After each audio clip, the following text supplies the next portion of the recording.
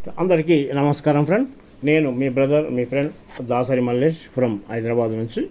Friend, ఈ video, ఈ పదాలు, ఈ వాక్యాలు అందరూ విన్నవే, నేను కాదనడం లేదు. కానీ ఇందులో ఇంకా కొద్దిగా గూఢార్థం, దీని అర్థం తెలుసుకుంటే మనం చేసే నెట్వర్క్ మార్కెట్కు ఇది మంచి సెట్ అవుతుంది, షూట్ అవుతుంది అనే ఉద్దేశంతో ఈ వీడియో చేయడం జరుగుతుంది. ఈ వీడియో మీకు అందరికీ నచ్చుతుందని నేను అనుకుంటాను. చాలా చిన్న ఉంది, దయచేసి చివరి దాకా చూడండి. శిలా నీవే, శిల్పివి నీవే, శిల్పం నీవే. ఈ సృష్టిలో శిలవు నీవే, శిల్పివి నీవే. ఆ శిల్పివి నీవే అంటే శిల్పి తయారు చేసేవాడు నీవే, ఆ శిల్పంగా మారేవాడు కూడా నీవే అనేది దీని అర్థం ఫ్రెండ్. ఇక్కడ నిన్ను నీవు మలుచుకుంటూ నిలిచిపో చరిత్రలో, అంటే నిన్ను నీవు మార్చుకుంటూ, నీలో ఏమైనా తప్పులుంటే ఆ తప్పులను సరిచేసుకుంటూ మలుచుకుంటూ ఈ చరిత్రలో నిలిచిపోమంటుంది ఈ వాక్యం. పుడమిలో అణువు నీదే, ఈ భూమి మీద ప్రతి అణువు నీదే. ఈ భూమి మీద అనేది ప్రతి అణువు నీదే. పరవశించుట నేర్చుకో. జీవితం ఇక మళ్ళీ రాదు, సార్థకం చేసుకో. ఈ జీవితం అనేది మళ్ళీ రాదు, మానవ జన్మ అనేది ఒకటేసారి వస్తుంది కాబట్టి మళ్ళీ రాదు. ఈ భూమి మీద నీవు ఎందుకు వచ్చినావు అనేది, నీ పుట్టుకకు, నీ బతుకుకు, నీ వచ్చిన దానికి సార్థకత చేసుకో అని అంటున్నారు. చాలామంది నా నుంచి కాదు, నాకు వీలు కాదు, నేను చేయలేను, నేను అని తక్కువ చూసుకుంటారు. ఇక్కడ ఎన్నో ఉండి ఏమీ లేదని బాధపడతావు ఎందుకు? నీ దగ్గర ఎన్నో ఉన్నాయి, ఎన్నో అవకాశాలు ఉన్నాయి. అవన్నీ ఉండి కూడా నాకేం లేదు, నాకేం రాదు, నా నుంచి కాదు అని ఎందుకు బాధపడతావు? ఏం ఫ్రెండ్, అందుకని నీతో ఎన్నో ఉండి అవి ఏమీ లేదని ఎందుకు బాధపడతావు? అందుకని చేసే చాకచక్యం ఉంది, చేసే తెలివి ఉంది, బలం ఉంది, ఇవన్నీ ఉన్నాయి. ఇవన్నింటినీ మనం మనసుకుంటే మనం చరిత్రలో నిలిచిపోనికి ఒక అవకాశం ఉంది ఫ్రెండ్. ఇక్కడ ఒక చిన్న ఎగ్జాంపుల్, ఒక కథ చెప్తాను ఫ్రెండ్. ఒక శిల్పి ఒక ఉలి, ఒక చిన్నపాటి సుత్తి తీసుకొని బయలుదేరుతాడు. ఇది ఒక రాతి బండ మీదకి. ఒక మంచి బండ దొరుకుతుంది, మంచి బండ కనబడుతుంది. దీన్ని నేను ఒక విగ్రహం తయారు చేయాలని నిశ్చయించుకుంటాడు. ఆ నిశ్చయించుకునే క్రమంలో ఆ బండతోని పోయి అడుగుతాడు, నువ్వు పర్మిషన్ ఇస్తే నిన్ను ఒక శిల్పంగా తయారు చేస్తా, అందరూ నిన్ను దేవి ఆరాధిస్తారు, పూజిస్తారు అని చెప్తే సరే అని చెయ్యి అని చెప్తారు. ఆ బండరాయి ఒప్పుకుంటుంది.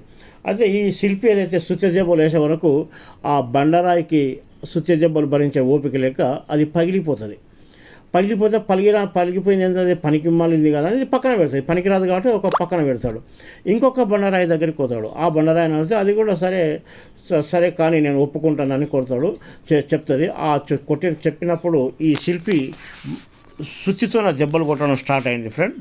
శిల్పి ఆ సుత్తితో దెబ్బలు కొట్టడం స్టార్ట్ అయితే ఫస్ట్ నొప్పి అనిపించింది, అయినా సరే భరించుకున్నది. కొన్ని రోజుల టైం అయింది, ఆ దెబ్బలు కొడుతూనే ఉన్నాడు.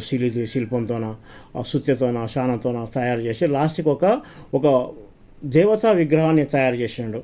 దేవతా విగ్రహాన్ని మంచిగా ముక్కు, కన్నులు, బొమ్మలు మొత్తం ఒక దేవతా విగ్రహాన్ని, దేవతా రూపాన్ని తయారు చేసిన తర్వాత ఆ రాయిని తీసుకొచ్చి గుడిలో ప్రతిష్ఠిస్తే, ఆ ప్రతిష్ఠించే క్రమంలో ఆ గుడిలో ఉన్నప్పుడు అన్ని పూజలు పునస్కారాలు జరుగుతుంటాయి. అంటే ఆ దేవుని విగ్రహం ముందల కొబ్బరికాయలు కొట్టాలి కదా, కొబ్బరికాయలు కొట్టడానికి ఒక రాయి దేవులాడతారు. ఆ దేవులాడే క్రమంలో ఫస్ట్ ఏదైతే ఆ సుత్య దెబ్బలకు భరించలేని బండరాయి పగిలిపోయిందో ఆ పగిలిపోయిన రాయిని తీసుకొచ్చి ఇక్కడ పెట్టి కొబ్బరికాయలు కొడుతుంటారు. అంటే ఈ భక్తులు పూజలు అయిపోయిన తర్వాత రాత్రిపూట ఇద్దరు మాట్లాడుకుంటారు. ఈ మామూలుగా పగిలిపోయిన బండరాయి, దేవుని విగ్రహం.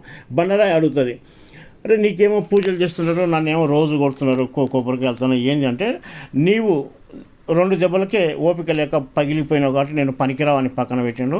నన్ను రోజు దెబ్బలు కొట్టి నన్ను ఒక రూపం చేసేదాకా ఆ శిల్పి దెబ్బలు కొట్టనే ఉన్నాడు. ఆ దెబ్బలకు నేను భరించుకొని ఓపికతో నా సానంతో ఉంటే నాకు ఒక రూపం వచ్చింది. ఆ రూపం వచ్చినందుకు గాను దేవతా రూపం వచ్చింది. ఆ రూపం వచ్చినందుకు గాను నాకు పూజలు చేస్తున్నారు.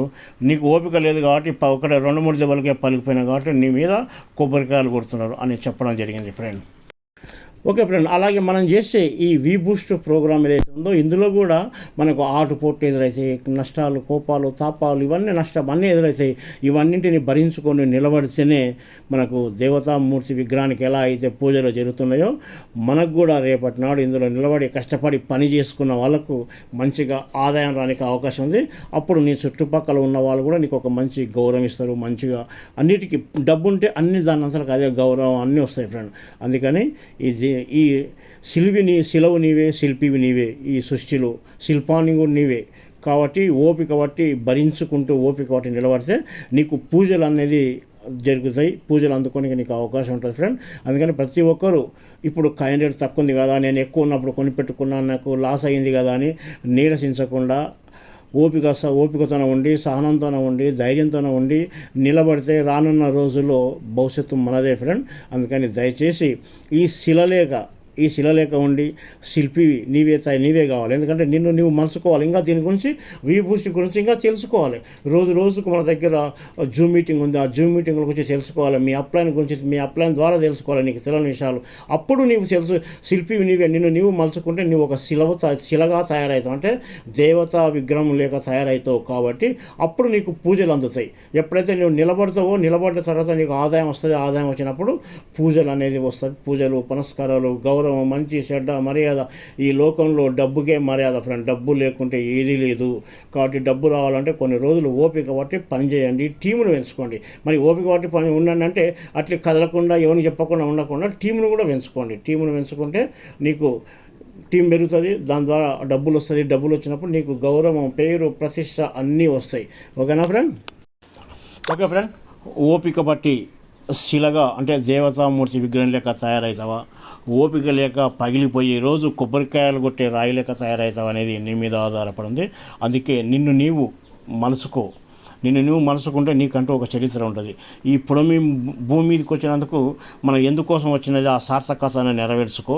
అందుకని నీ కోసం కాకుండా నీ పిల్లల కోసం, నీ కుటుంబం కోసం బిజినెస్ చేయండి. రానున్న రోజుల్లో మంచి భవిష్యత్తు ఉంటుంది.